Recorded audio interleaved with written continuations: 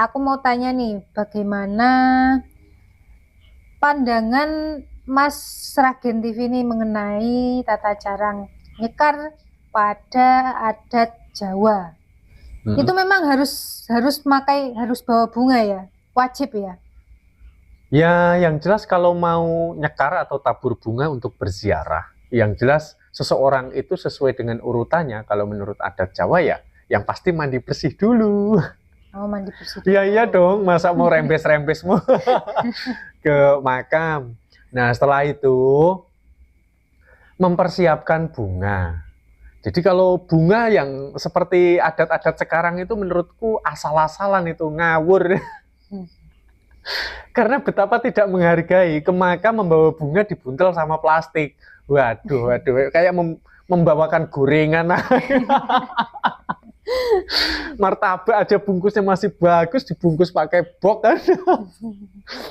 Jadi kalau menurut asli budaya Jawa, adat Jawa, kalau mau ke makam itu ya bunganya ditaruh di dalam toples gitu. Kan kayaknya itu ada unggah-ungguh atau sopan santunnya. Jadi banyak juga loh sekarang itu di Jawa yang asal-asalan ditaruh di plastik. Betapa kita nggak menghargai almarhumah kan. Jadi harus membawa bunga gitu.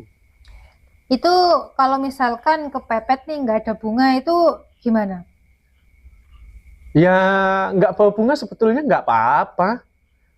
Orang mau bawa apa itu kalau menurut sekarang kita mau berbicara dari pandangan mana dulu, dari pandangan adat istiadat atau dari pandangan agama, kan harus jelas. Ya maksudnya kalau dalam pandangan Jawa, budaya Jawa itu kalau misalnya nggak pakai bunga, apakah masih sah dalam nyekarnya atau gimana?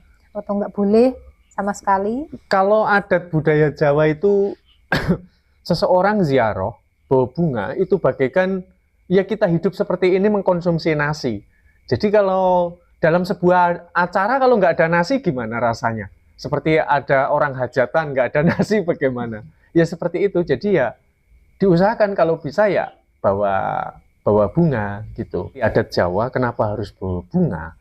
Bunga itu adalah simbol daripada buah perilaku baik. Kenapa masyarakat Jawa itu kalau apa-apa selalu membawa bunga? Ya karena itu adalah cermin dari sebuah perilaku baik, apalagi berziarah. Jadi harus membawa bunga.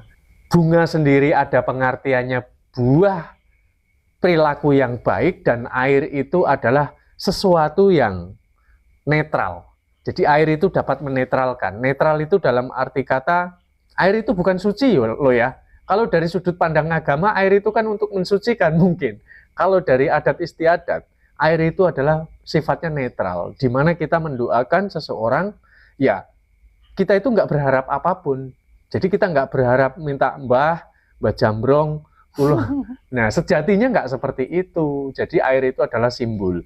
Itu secara hakikatnya. Secara secara hakikat itu manfaat ya. Bahasa itu hanya bahasa istilah. Tapi yang tampak oleh fisik, kenapa harus membawa air? Karena air itu nanti dapat diresap oleh bumi sehingga nanti akan masuk di bumi sekitar yang ada di pemakaman itu gitu. Jadi ya itu akan lebih afdol gitu. Dalam adat Jawa, biasanya aku tuh sering lihat ada bakar-bakaran dupa ataupun kemenyan. Nah, itu sebenarnya manfaatnya apa sih? Ya kalau bakaran dupa itu simbolnya adalah wangi itu tadi.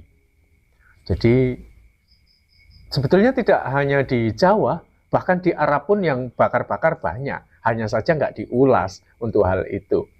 Jadi berbagai macam keyakinan itu banyak sekali yang membawa semacam kayak bakar-bakaran.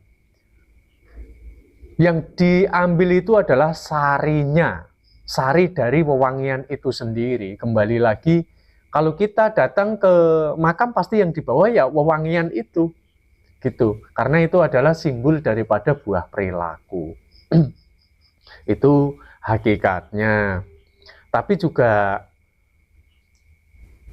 ada unsur lain, alasan kenapa harus membawa bunga dan bakar-bakaran itu berkaitannya itu dengan adanya sebuah angin. Mbak E percaya nggak bahwa angin itu adalah pembatas hidup manusia? Jika manusia sudah tidak membutuhkan angin, maka dia akan mati. Iya toh?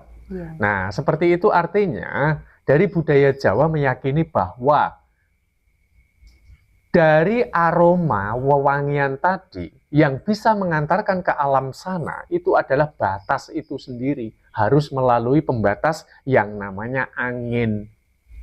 Kalau saya boleh bercerita sedikit, sebetulnya ini berkaitan dengan spiritual, Mbak E. Ada spiritual Jawa ya, spiritual Jawa. Nah ini kaitannya tuh sebetulnya kawanku sendiri. Kawanku ini minta dikasih tahu sama Tuhan Sang Semesta, ingin mengetahui alam setelah kematian. Nah ternyata siapa sangka nih ya, siapa sangka.